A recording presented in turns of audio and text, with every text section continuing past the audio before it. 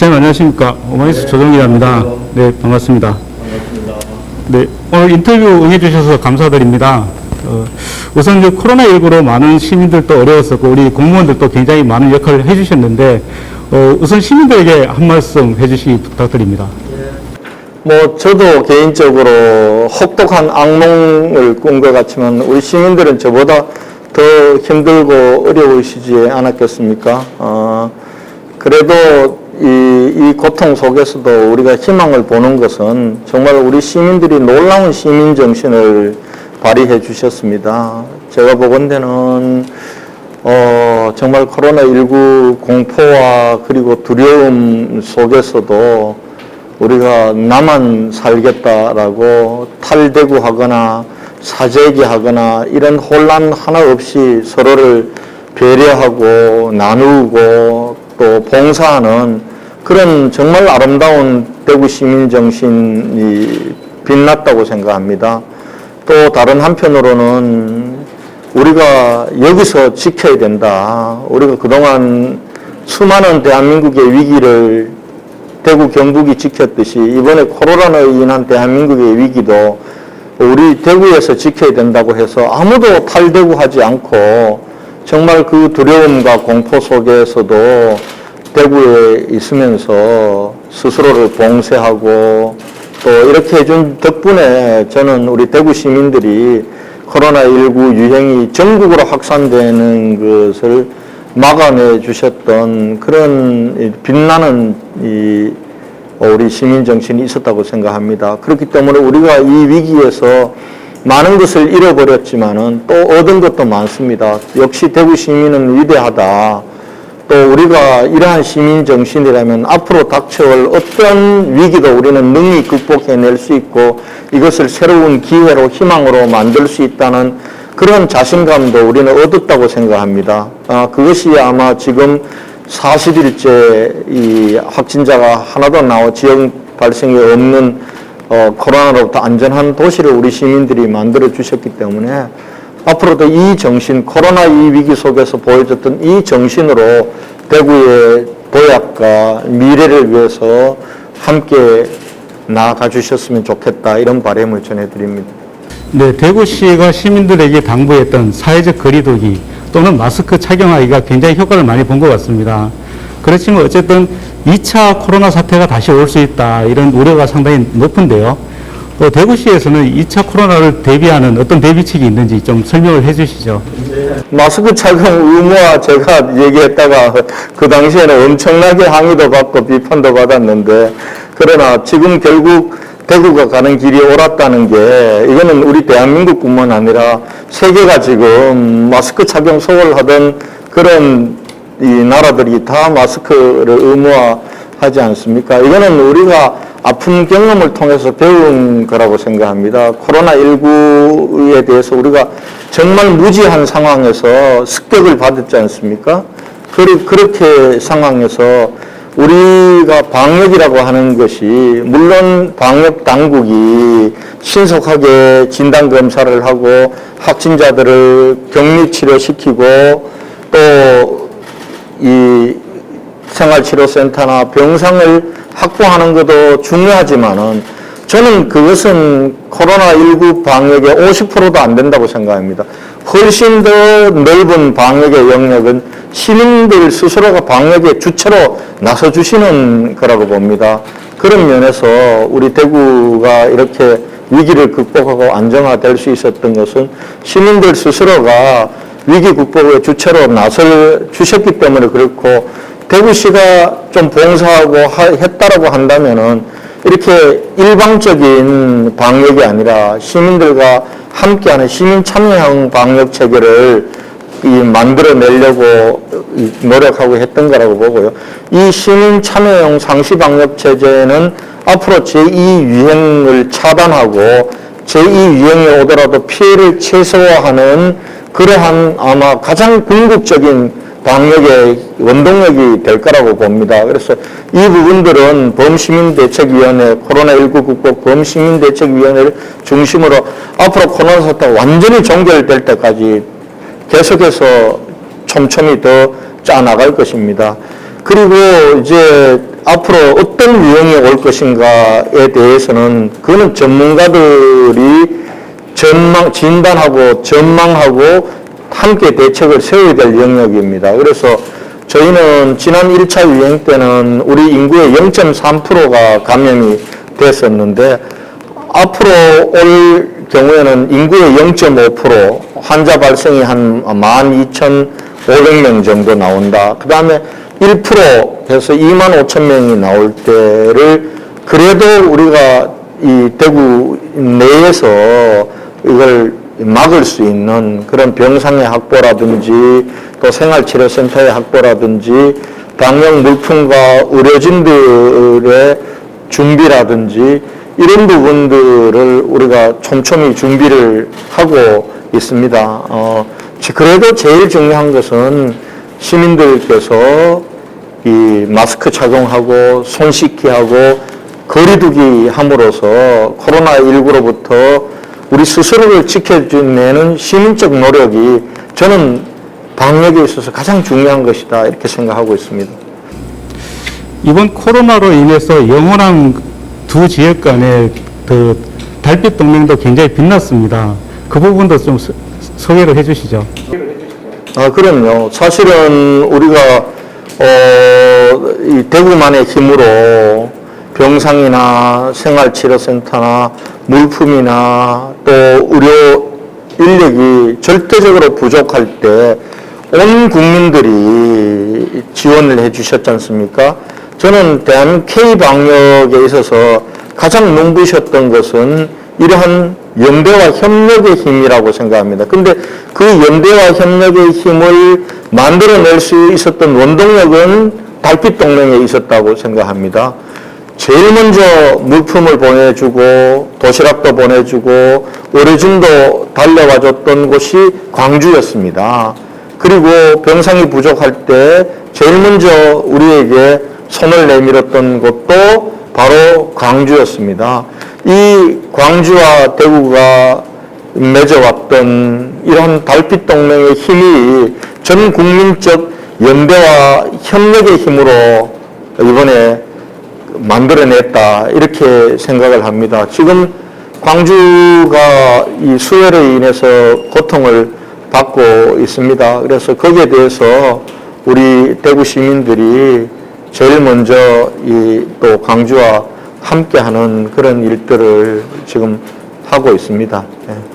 지금 세계의 많은 나라에서도 대구의 방역에 대해서 감탄하고 많이 찬사를 보내고 있습니다. 그리고 또 배우러 오기도 한다고 했는데요. 그 부분도 좀 얘기를 해주시죠.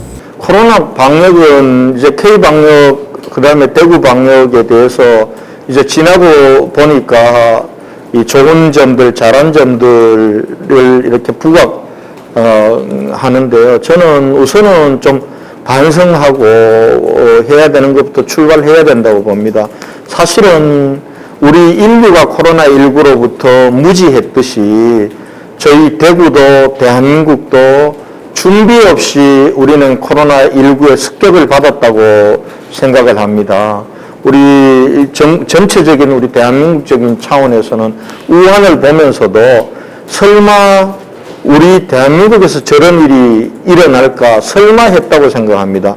만약에 우리 대한민국에서도 우리 대구에서 이런 일이 일어날 수 있다고 그렇게 생각했으면 아마 미리 매뉴얼도 바꿨을 거고 병상도 준비했을 거고 그리고 환자 발생의 수에 따르는 지금과 같은 대비책을 세웠을 텐데 그걸 하지 못했기 때문에 초기에 고통이 있었고 혼란이 있었고 어려움이 있었다고 생각합니다. 그래서 재난 부분들은 닥치기 전에 좀 우리가 미리 준비하는 것이 중요하다.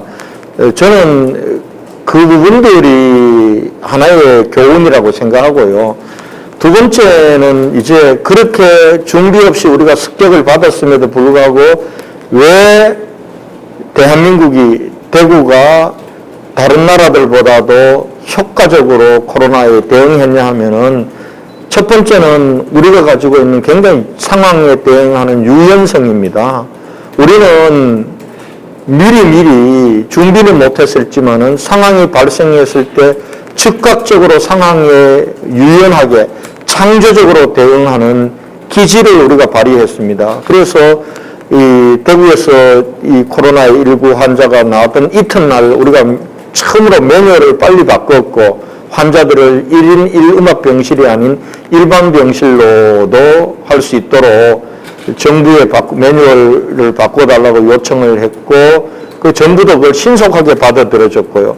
그 다음에는 병상만으로 해결 안 될 때 생활치료센터라는 세계 최초의 그러한 이 치료센터를 만드는 것도 우리 대한민국은 해냈습니다.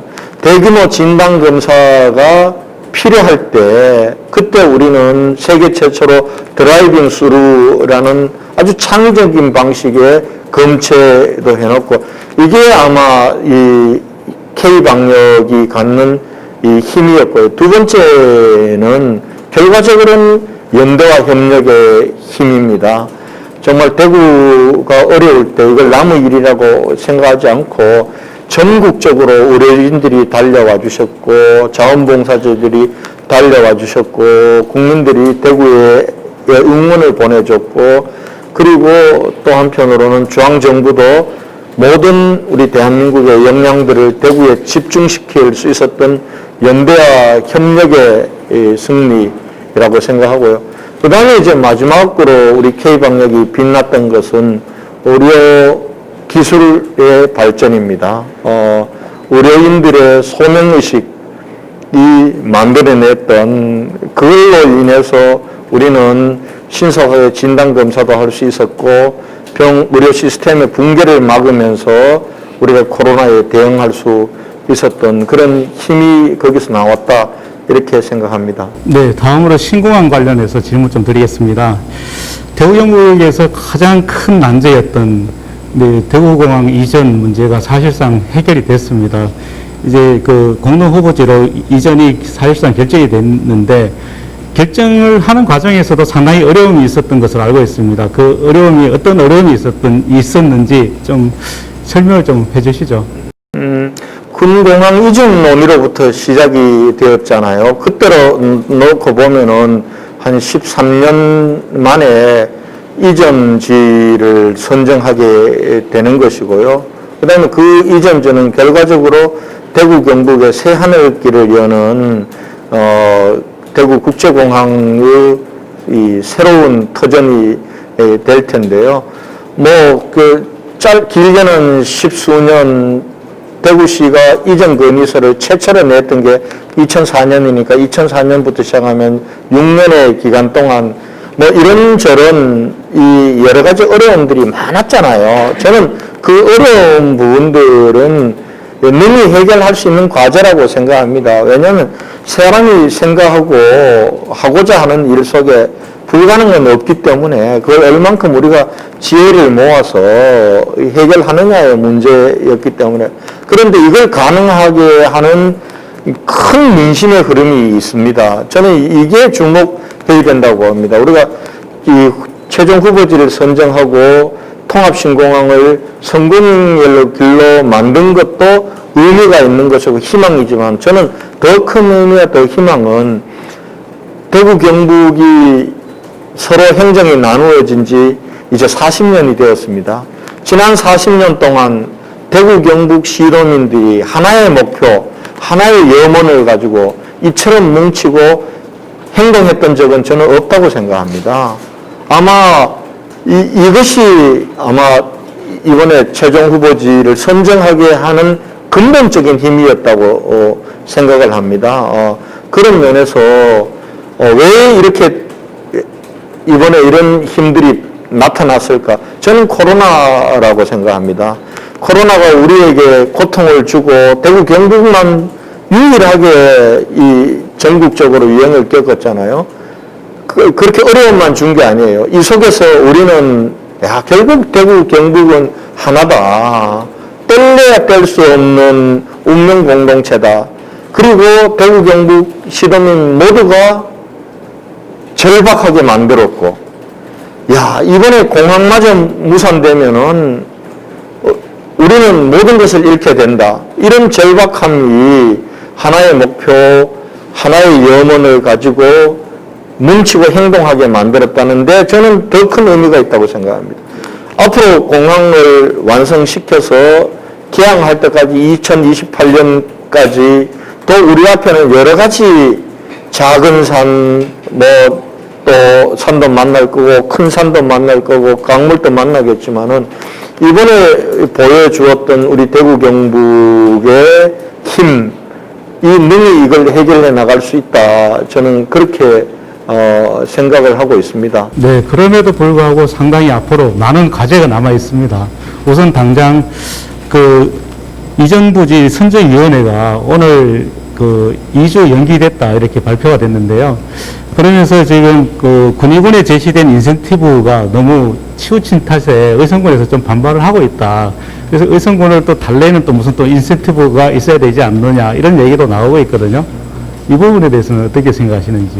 그건 당연하다고 봐요. 왜냐하면은 지금 우리가 끝까지 포기하지 않고 새로운 제3의 후보지를 찾자라는 요구도 있었지만은 이 지금까지 논의되었던 후보지를 포기하지 않았던 이유는 만약에 제3의 후보지로 가면은 결과적으로 나중에 훗날 더 좋은 결과였다고 평가는 될 수 있을지 모르지만은 정말 군의 내부는 극단적인 분열로 갈 겁니다. 그리고 군의와 의성은 계속해서 반목하고 갈등해야 될 거고요.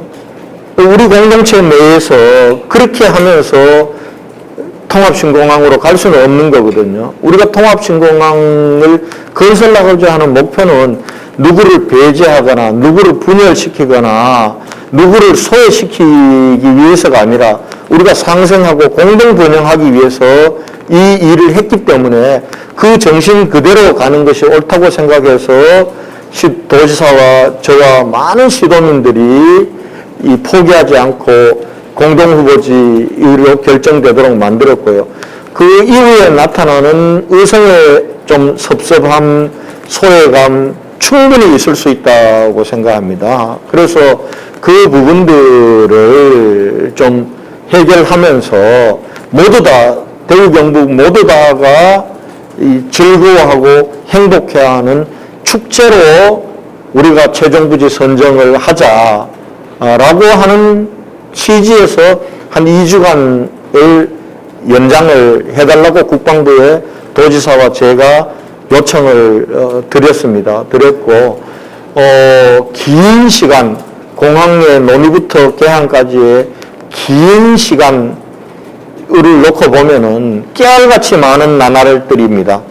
이 보름 14일이라는 기간은 티끌만한 기간입니다. 그 티끌만한 기간을 우리가 더 인내하고 기다려서 우리 대구 경북이 모두가 동의할 수 있고 그리고 즐거움 행복하게 결정할 수 있다면은 그것 당연히 2주간은 인내하면서 기다릴 수 있는 것 아닙니까? 그런 영역의 문제이지 이 문제가 이제는 특정한 지역에서 좀 섭섭하다, 억울하다, 일부 반대가 있다고 해서 이 부분들이 무산되거나 할 수 있는 그런 문제는 아니라고 생각합니다. 어쨌든 대구시와 또 경상북도가 이제 군의군에 약속한 게 있습니다. 그 약속한 것 중에 가장 큰 게 군의군의 대구시 편입이라고 볼 수 있는데요. 벌써 오늘부터 그 군의군은 대구시 편입의 본격적인 지금 추진에 들어갔습니다. 대구시에서는 앞으로 어떤 과정을 거쳐서 언제쯤 편입이 가능한지 이 부분도 좀 말씀을 해주시죠. 후보 탈락에 정말 억울해하고 또 분화가 난 군의군을 설득하지 않고는 공동후보지를 우리가 최종적으로 선정할 수 없었기 때문에 사실은 이 도지사와 제가 앞장을 섰지만은 대구, 경북 모든 분들이 같이 합의하에 군의에 대한 인센티브를 제공을 한 겁니다. 이것은 지켜져야 합니다. 그냥 임기응변으로 하려고 한 건 아닙니다. 지켜져야 하는 것이고 그 중에 하나가 군의의 대구 편입의 문제입니다. 그런데 전체적인 합의가 공감과 합의가 있기 때문에 이것도 지켜질 수 있습니다. 다만 법 절차에 따라서 이루어질 겁니다. 지방자치법 4조에 따라서 최종적으로는 관할구역 변경에 관한 법률이 제정됨으로써 될 거고요. 그 첫 번째 행정 절차의 하나가 군의군수께서 관할구역 변경 계획안을 수립해서 경북도에 제출하는 것으로부터 시작되는 것이기 때문에 이제 그 절차가 시작되었다라고 생각을 합니다. 그리고 이 절차는 앞으로 잘 원만하게 진행되어서 빠르면은 내년 말 늦어도 다음 이 지방선거 전까지는 마무리가 될 거라고 저는 그렇게 예측하고 있습니다. 네. 지금 공항 이전에 따른 후적지 개발 문제라든지 또 공항을 건설하기 위한 지금 그 재원 마련이라든지 이런 부분에 대해서도 상당히 지금 계획이 필요하고 굉장한 노력이 필요할 것 같습니다. 어떤 노력을 하고 계시는지. 우선은 뭐 재원은 아시다시피 이게 군공항과 민간공항이 함께 가는 것이고 군공항은 정부의 재정사업으로 진행되는 것이 아니라 기부대 양로 방식, 즉 국방부 대구시가 이 새로운 기지를 건설을 하고 그리고 그 이후에 이걸 이 국방부의 소유로 되어 있는 현 후적지를 양해를 받아서 이걸 개발을 통해서 이 예산을 충당하는 방식 아닙니까? 거기에 대해서 과연 이 후적지를 개발해서 신기지를 건설할 만한 그 비용을 마련할 수 있느냐의 문제가 궁금증으로 나왔습니다. 그러나 지금까지 수차례 국토부와 우리가 협의를 하고 전문가 조사를 통해서 지금 대체로 8조 8천억 정도 드는 기지 비용 그리고 여기를 개발해서 분양하는 비용 이익입니다. 분양하는 이익이지 여기서 건설까지를 다 하는 이익이 아니라 땅을 분양하는 이익만으로도 그것도 47%만 분양하는 것만으로도 9조 2,700억이 만들어질 수 있다라고 나왔기 때문에 타당성이 있다고 된 것이 아니겠습니까? 그런 면에서 저는 충분히 이 부분들은 실현 가능한 것이고요. 그 다음에 앞으로 진행되면서 예산이 좀 늘어날 수도 있고 줄어들 수도 있습니다. 이 부분들과 관련해서는 우리가 개발계획 변경을 통해서 조달을 하든지 아니면은 또 이 법을 개정을 해서 만약에 부족할 경우에는 국비나 또 지방비가 투여될 수 있는 그런 필요가 있다면 그 부분들을 해나간다면은 별 무리가 없을 거라고 보고요. 그 다음에 민간공항은 이제 국토부가 정부의 재정사업으로 하게 되어 있습니다. 그래서 최종 후보지가 선정이 되면은 대구시는 군공항 건설을 위한 기본 계획 용역을 발주를 하게 될 겁니다. 물론 여기에는 민공항에 대한 기본적인 사항도 들어가겠지만 대구시의 용역은 군공항 신기지를 구성하는 것에 대한 그게 중심이 될 거고요. 국토부에서는 그와 동시에 민간공항, 대구국제공항을 어느 정도 규모로 어떻게 만들 것인가에 대한 그런 타당성 조사 용역과 기본계획 수립이 이루어질 겁니다. 그렇게 해서 공사는 같이 들어가서 같이 마무리하고 동시에 개항하는 그런 방향으로 가게 될 겁니다. 네. 어쨌든 공항에 이전하게 되면은 하기 위해서는 또 SOC 사업이 같이 가야 되지 않겠습니까? 도로라든지 철도라든지 이 부분도 이미 계획을 다 하고 계신 걸로 아는데 이 SOC 예산을 받아오기 위해서는 결국은 정부에서 받아와야 되는데 정부와의 협력 관계는 어떻게 되시는지? 정부에서도 지금 이게 군공항이 이전해 가는 것이고 이거는 군사 전략적인 차원에서 굉장히 중요한 문제입니다. 다만 정부가 이렇게 군공항을 이전을 요구하는 공항들이 너무 많기 때문에 이걸 모두 다 재정사업으로 할 수 없기 때문에 2013년도에 군공항 이전 및 지원에 관한 법률을 만들어서 기부대 양료 방식으로 이전을 결정을 했고 그리고 여기에 따라서 하다 보니까 도심에 있는 공항, 즉 대구 K2 군공항, 광주공항, 수원공항만 이 법에 따라서 사업성이 있는 것이기 때문에 세 개가 추진이 되는 건데, 그렇다고 해서 정부가 책무가 없는 것이 아닙니다. 정부도 빨리 옮겨서 정말 대구 군공항, K2공항 같은 경우는 대한민국 최신의 전투기가 있는 것이기 때문에 이걸 빨리 옮기는 것은 정부의 책무도 있기 때문에 이 과정 속에서 지금까지 그래왔듯이 정부하고 협력을 할 거고요. 그 다음에 접근성 개선 문제는 반드시 공항이 지금 공동후보지가 공교롭게도 중앙고속도로와 연접해 있는 이 소보 비안 공동후보지로 되어 있기 때문에 그렇지, 원래 또 공항이 없더라도 지금 중앙고속도로 확장해야 됩니다. 그래서 금호 분기점부터 시작해서 가산 IC까지는 지금 4차로 해서 6차로로 확장을 해야 되는 이미 계획 부분들이 세워져 있는 상황이고요. 나머지 연결 도로들도 마찬가지입니다. 지금 우리가 이 803 터널을 공항과 관계없이 이미 완성이 됐지 않습니까? 조야 동명간 강력 이 도로도 사실은 그것과 무관하게 이미 설계가 되고 있는 것이고요. 그래서 도로망 부분들은 대부분 우리가 그 공항과 관계없이 우리가 확장해야 되는 그러한 대구 경북의 SOC 사업입니다.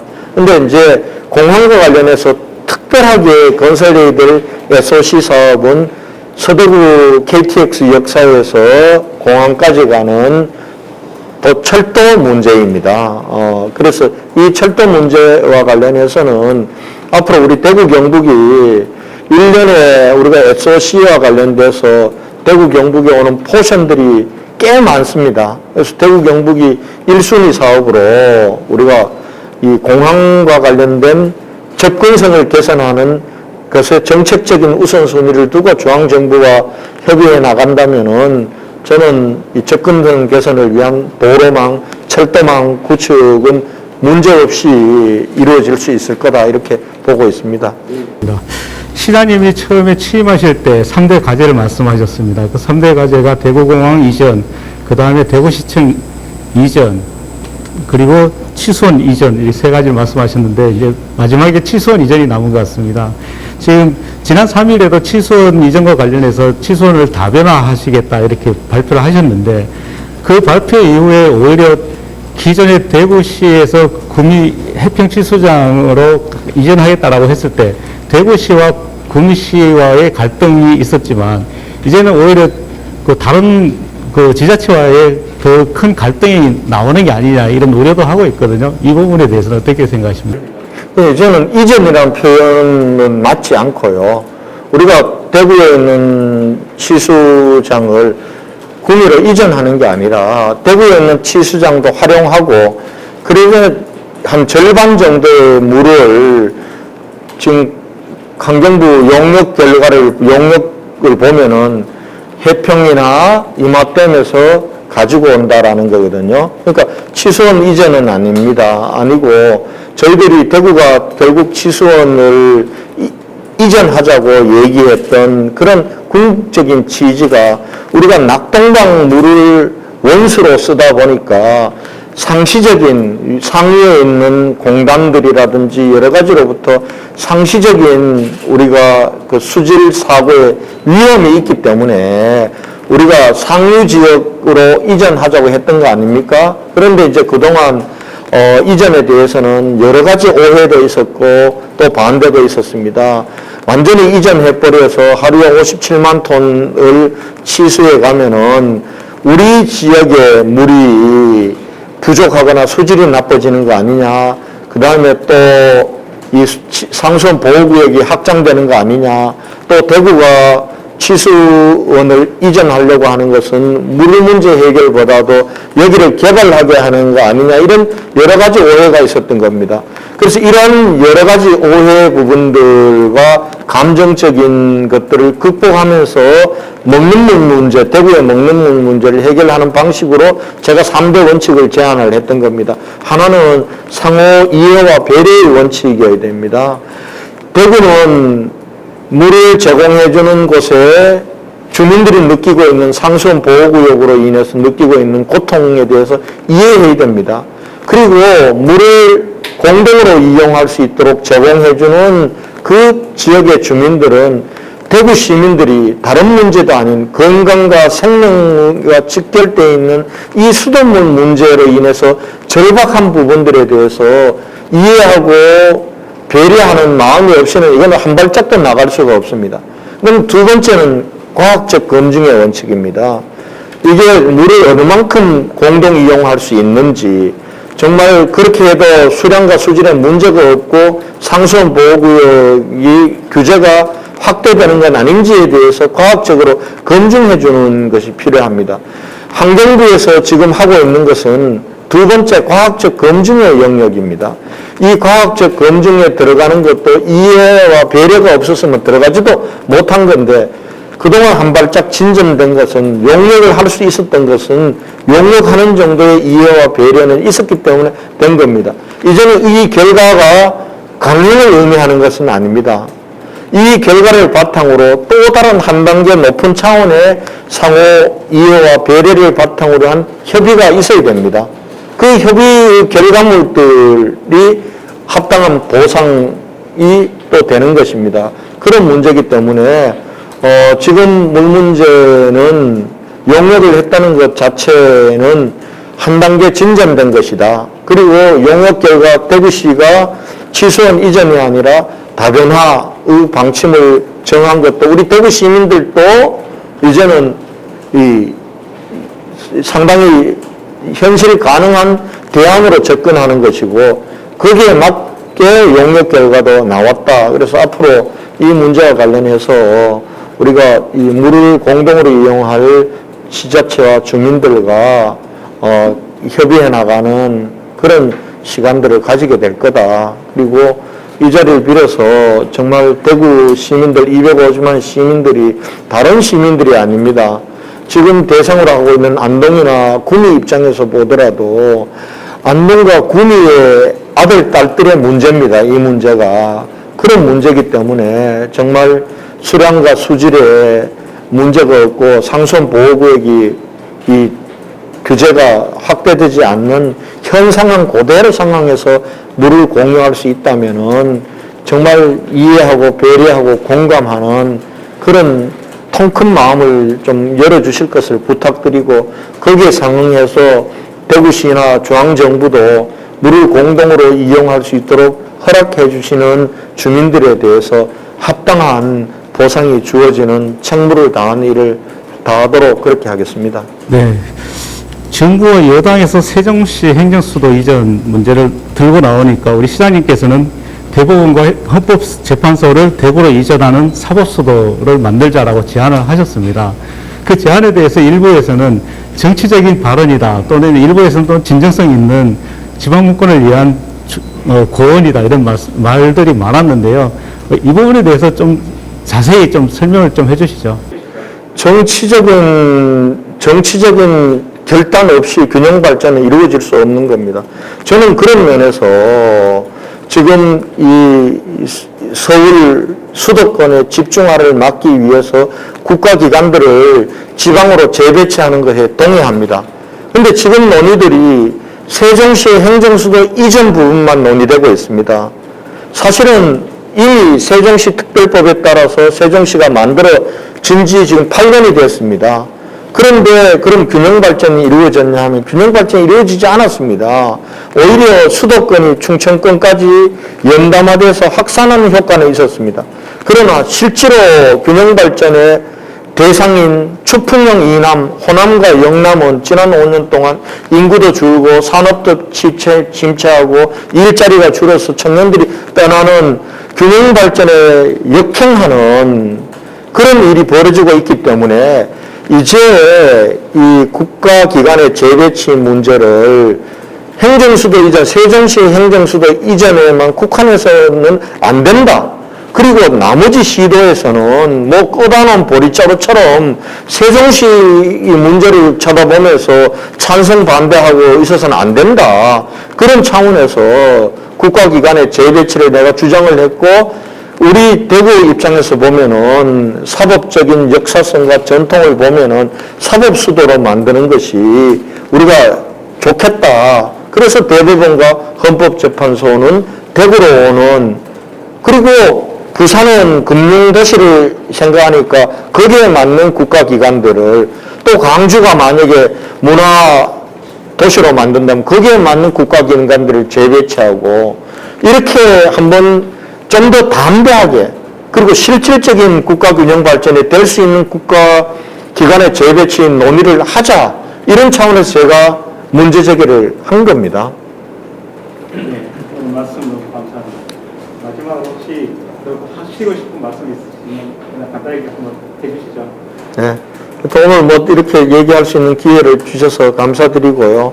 또 이 기회를 빌려서 우리 대구 경북 시도민들께서 코로나19의 위기를 정말 슬기롭게 극복하는 위대한 시도민이라는 것을 입증이 되었다고 생각합니다. 이 정신들을 살려서 저는 통합신공항도 빨리 성공시키고, 또 궁극적으로는 대구 경북 행정통합을 하루빨리 앞당기는 그런 데 시도민들의 마음을 모아주실 것을 부탁드리고 싶습니다. 고맙습니다. 네, 감사합니다.